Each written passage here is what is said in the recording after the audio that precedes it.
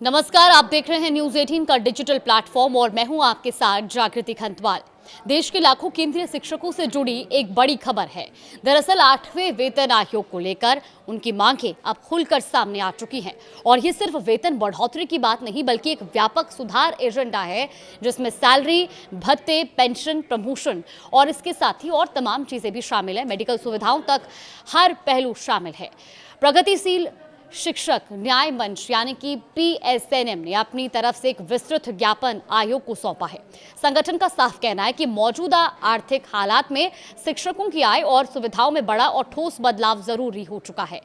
सबसे पहले बात करते हैं हम सबसे बड़ी मांग की, न्यूनतम वेतन और फिटमेंट फैक्टर। देखिए, PSNM ने लेवल 1 यानी कि ग्रुप डी कर्मचारियों के लिए न्यूनतम बेसिक सैलरी 50,000 से 60,000 तक करने की मांग रखी है।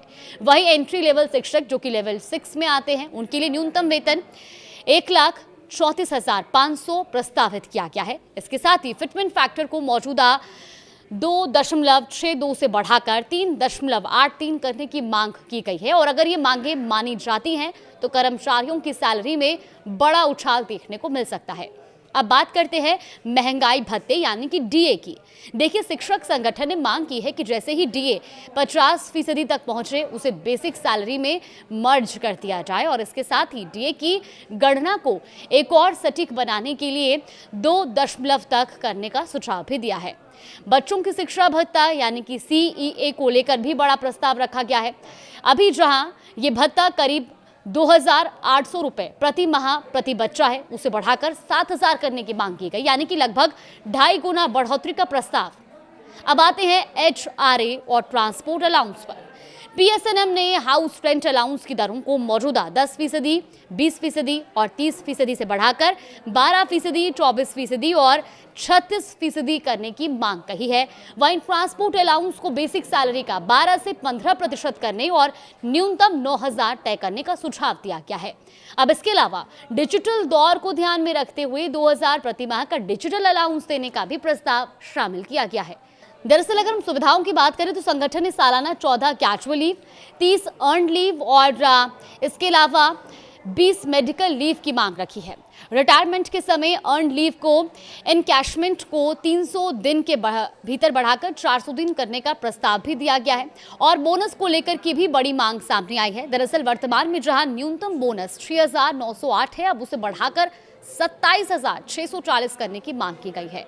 मेडिकल सुविधाओं को लेकर भी संगठन ने बड़ा सुझाव दिया है। दरअसल शिक्षकों के लिए 100% कैशलेस मेडिकल सुविधा लागू करने की मांग की गई है जिसमें OPD और IPD दोनों शामिल हों, यानी इलाज के दौरान जेब से खर्च की जरूरत ना पड़े। और अब आते हैं सबसे संवेदनशील मुद्दे में से एक, पेंशन।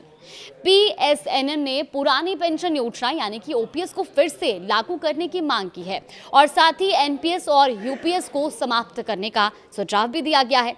रिटायरमेंट उम्र को लेकर भी बदलाव का प्रस्ताव है।